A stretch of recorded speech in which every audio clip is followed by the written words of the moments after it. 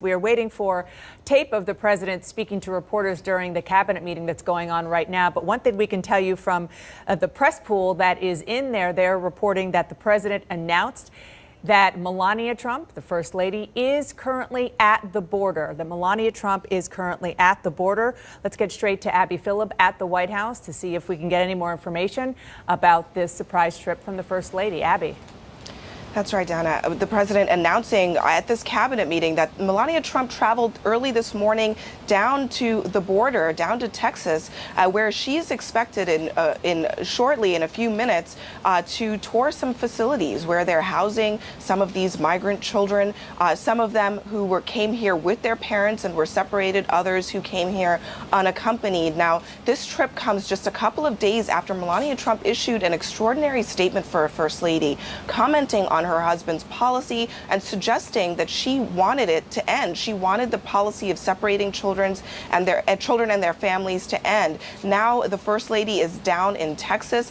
Some of my colleagues at CNN are traveling with her, so we will hear more from them once they arrive. But the president breaking the news at this meeting, saying that his wife is down in Texas, visiting the border now. Abby, I'm sorry to interrupt you. You mentioned our colleagues are traveling with her. One of them is Kate Bennett. We've got her on the phone. She's in motion with the First Lady. So let's get right to you. Kate, what are you seeing and what are you hearing? And give us the latest. So, Dana, we've just arrived with the First Lady in pouring rain and flash flooding here in Texas. We're heading inside a facility that houses children. Some of them are tender age, ages 5 to 17 here. The First Lady is expected to get a roundtable discussion together with experts, and then, I'm sorry, I'm walking and talking, and then she will tour the facility and perhaps connect with some of these children. She wanted to see firsthand. Her spokeswoman told us that this was 100% her decision, that she told the president, I'm heading to Texas, and he said he supports it. This was a decision she made 2 days ago before the executive order was signed. And Kate, what does it tell you that, I said the word surprise, the better word is unannounced. What does it tell you that a first lady who is media shy made the point of bringing you and bringing cameras to capture this in McAllen, Texas? In fact, we're looking at some new images that, Kate, I believe you and your crew just captured. What does it tell you, and what have you heard specifically about why this was so important to the First Lady? Well, I will say this. We had a short briefing on the plane down here, Dana, and her spokeswoman did say that as a mother, as a First Lady, as a human being, she has seen the images on the news. She has heard the recordings. This is something she wanted to see firsthand. That was reiterated to us over and over. This is not her acting as an emissary on behalf of the president. He is not sending her here, to put it one way. She is certainly here on her own volition. This trip was hastily put together. So I think it does really mean a lot to her to be here and see it in person. Dana, she's about to walk in, so I'm going to have to hang up here with you. But again, this is the first stop of an expected 2 visits, 2 facilities while we're down here. If the weather holds, again, we're in a flash flood situation. So certainly we're playing it by ear. But this facility is operated by HHS. It houses children, about 60 of them, and she expects to take a tour and do a briefing. All right, Kate, I've been there where you're trying to run and gun and still report at the same time. So get to it and talk quietly. Get to it. We will definitely get back to you. Thank you for bringing us this breaking news and for being there with her to bring it to us. Let's get back with the panel. I mean, there's so many layers to unpeel here. First and foremost, that we understand from reporting, and I think now the president has even admitted publicly, that the First Lady coming to him and saying, you got to do something, helped spur the 180 that he made yesterday in this narrow executive order, as confused as it might be. That combined with the fact that you have this unprecedented bipartisan group of First Ladies who probably helped to really turn the tide on this issue.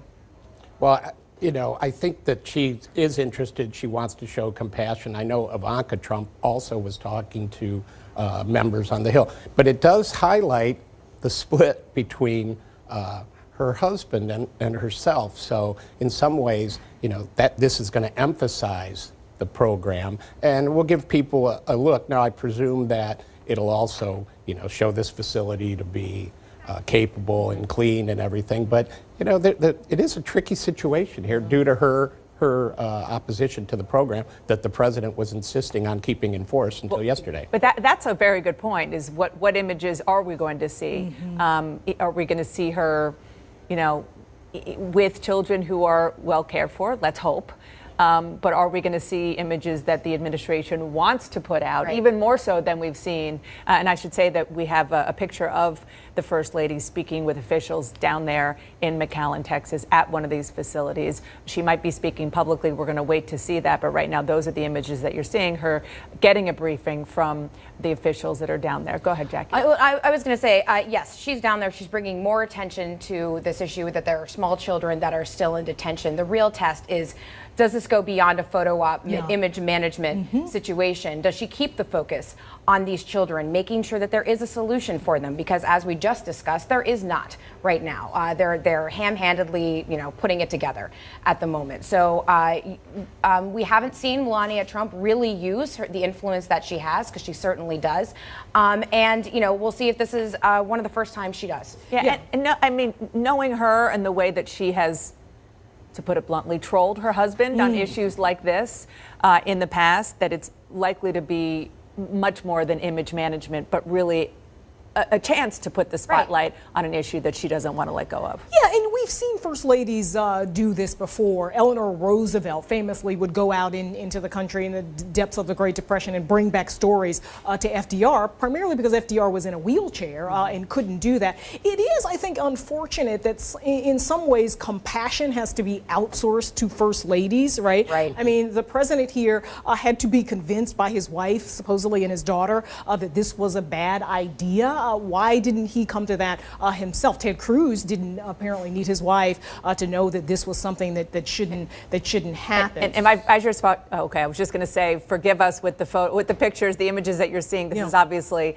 a raw feed coming in from the First Lady. Go ahead. Well, I was just going to add that there's a political factor here. I mean, the president and the administration had a really difficult time with it. This is, showing a different image. But at the same time, there's a fine line for the president to walk here. He cannot show too much empathy for this, because he has a potential of losing some of his base who want him to be harder. At the same time, he can't go in the other direction because he might lose some of the moderates if he is too sympathetic. You know what? Let's listen in to what's happening there with the First Lady.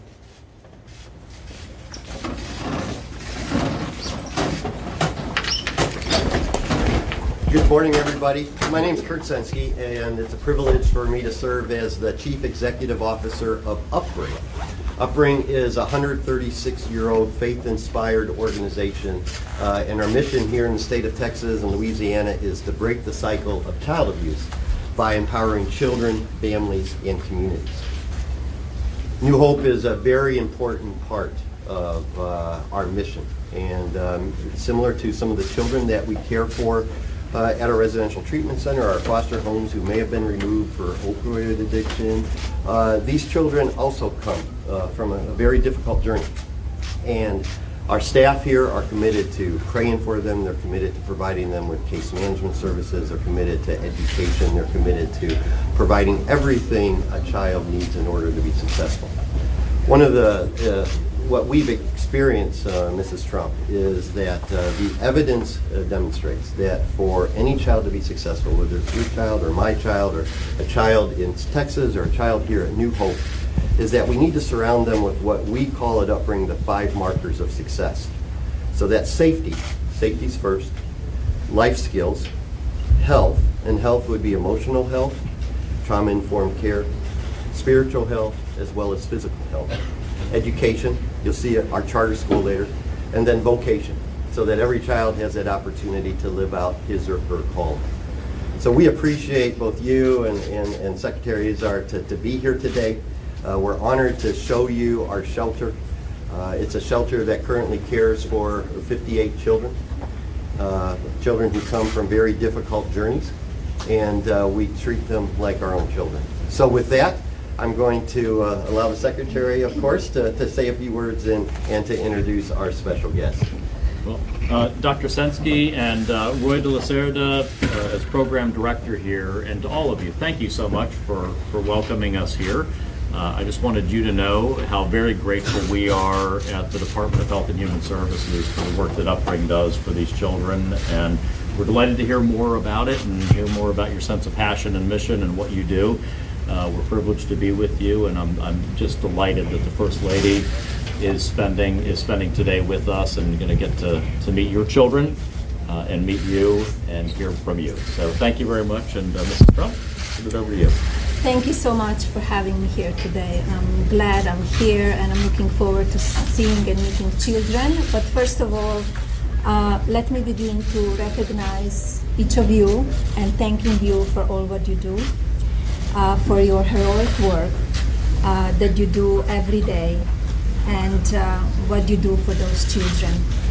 We all know they're here without their families.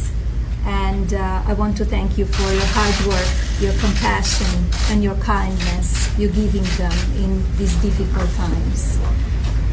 I'm here to learn about your facility, and which I know you house the children on a long-term basis. And I also like to ask you how I can help to these children to reunite with their families as quickly as possible. So thank you again for all what you do, and thank you as well. Thank you all for what you do. Thank you very much. And please, if you could say a few words. Absolutely. Again, thank you, Dr. Sensky, Secretaries, First Lady. Thank you for being here. What we'll do now is that everyone around the table here can introduce themselves and give a brief role of what it is that you all do within your agencies. We start with one here. Yes, sure. Hi, I'm Brian Harrison. I'm the Deputy Chief of Staff to Secretary Azar at the Department of Health and Human Services. I'm Manuel Padilla Jr. I'm the Chief Patrol Agent for the U.S. Border Patrol. In our role, we're the first that encounter the many unaccompanied children that come into our country. Good morning, my name is Maggie Wynn. I'm a counselor to Secretary Azar, and I work with the program that funds shelters like Upbring here. Good morning, my name is Mayra Sanchez. I'm the lead clinician here. We provide all the mental health services and the support while they're in their journey and upon their reunification. My name is Palavan Bustamante. I'm the lead case manager here. My role here is in reunification. My name is Marivan Felix. I'm the shelter unit manager, and I take care of the everyday operations with the children. Good morning. I am Beatriz Mejia. I'm the medical care coordinator for Upbring here in New Hope. We do the health screening for each unique health children. Hello, good morning. My name is Crystal Gonzalez. I'm the lead teacher aide. I make sure to these kids to get the best education we can give them so they can have a successful life. Hello, good morning. My name is Nora Yanis Cavazos. I am with HHS ORR, and I work with the program in reviewing the cases of the children who will be reunified with their family members and sponsors. My name is Jose Gonzalez, and I'm the Field Specialist Supervisor for the Division of Unaccompanied Children Operations. It's nice to meet you. Nice to meet you. Thank you so much. I heard you have like 58 children here. Today we have 55. 55? Yes. Oh, we so, reunified 3. Oh, that's awesome. So we're always playing with that number. Oh, that's great. So 3 of them, they already reunited with the families. And those children, how many times they speak with their relatives or families per week, for example? Well, the children are allowed to communicate with their family twice a week. Mm-hmm. They get a 10-minute phone call. But first we have to ensure that the persons that they're contacting, their families, are indeed their families. So there is a process. We have to follow all of ORR policies and regulations and make sure that we positively identify that the persons that they're communicating with are indeed their family. And that could be through verification of birth certificates, photo identification, but they do communicate weekly with their families. So when the children come here, what kind of stage, physical and mental stage they come here? Are they distract? So what you would say, the percentage, how they come here? Well, clinician? Okay, so usually the great majority are Guatemalan. It's a higher percentage rate. Usually when they get here, they're very distraught in the sense that they don't know where they're at. They're thinking that they're going to continue in the process of just the processing them. And when they see the environment and they see the other kids and they see the art, they start relaxing. So the first 24 hours are crucial for us, making sure that we got them the basic needs, showers, clothing, food, and before we even start the assessment. And within those 24 hours, our unit shelter managers in charge of, doing a brief update as to what's going on with them. That way we can address it immediately. And then eventually every department takes a turn to be able to further assess the needs of the kiddos. So it's a process. It's a process. Yes. But I heard they're very happy and they love to study. Absolutely. They love to go to school. Absolutely. Again, when the children first get here, it is a process. They go through an orientation. They go through a 24-hour initial intake. So this is where we get as much information as we possibly can from the children, again, to assess and make sure that we're not missing anything. If there's an immediate medical need, that is immediately addressed. If there's an immediate mental health issue or that needs to be addressed, we bring in our clinicians, and then we take it from there. After they do an orientation, they go through several orientations. They'll go through the shelter, they will go through case management orientation, then they'll also go through clinical orientation. So they will get of understanding of their current placement. And again, this is to inform them and keep them as calm as possible and to reassure them that they are in a safe place, that they will be well taken care of here, that they don't have anything to worry about. Now they're in a safe environment, free from abuse. And then, every day is something new with the children. We provide a lot of structure here. During the Monday through Friday schedule, they do attend class, and we try to educate them. We try to assimilate them to what the public school education system is going to be like.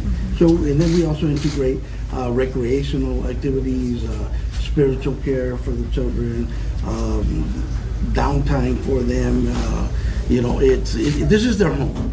And it's, they refer to these as shelters, but it is really a home for the children. This is their house. So their bedrooms are their bedrooms. And as you will see, First Lady, when we do the tour, you'll see the children and you'll see the smiles on their faces and you'll hear them giggle. And it's just fantastic.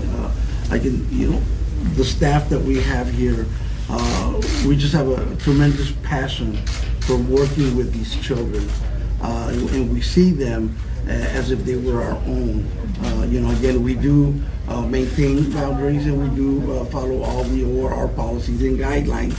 But again, just the passion that is there in working with these children, ensuring that they're safe, and ultimately reunifying them with their families. How long is the time, that the max time that somebody spent here, that they reunited with the family?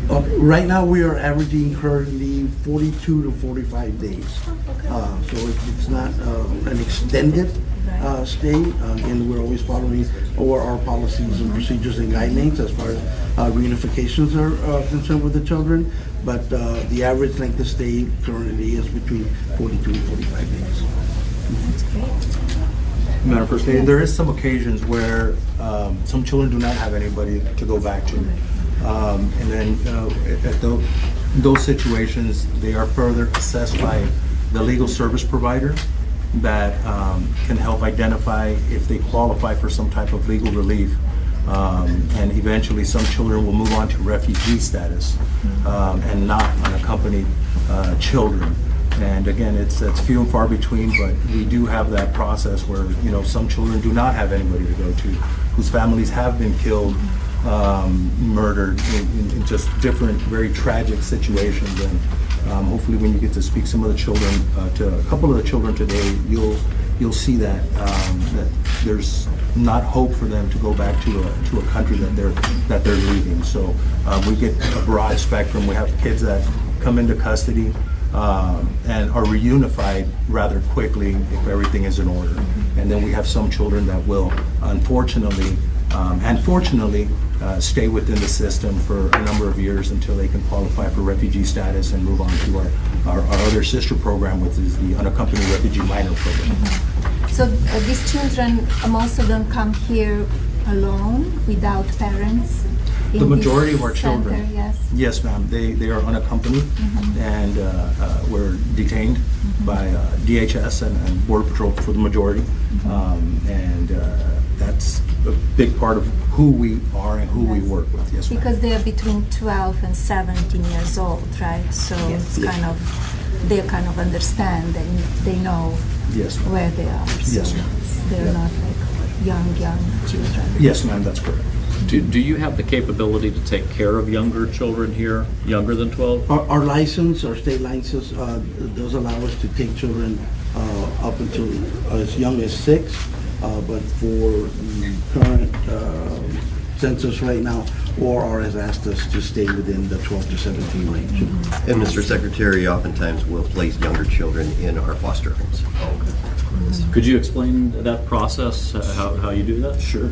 So at the time of detention or apprehension, we work very closely with our partners over at Homeland Security, and they identify, young children from, let's say, 0 to 5 years old, and we have a series of a network of foster homes throughout the United States that are licensed in that particular state to work with children from 0 to 5 years old. And it's a family setting that these kids work in. And again, the same standard applies. We assess them for any medical need or any serious complication where we may have to use doctors, hospitals in that situation, because we get every type of child in our custody.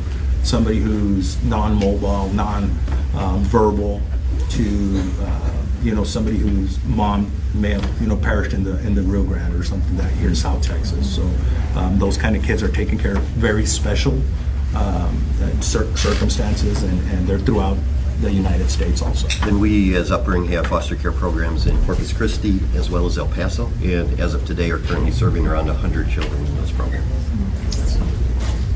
Great.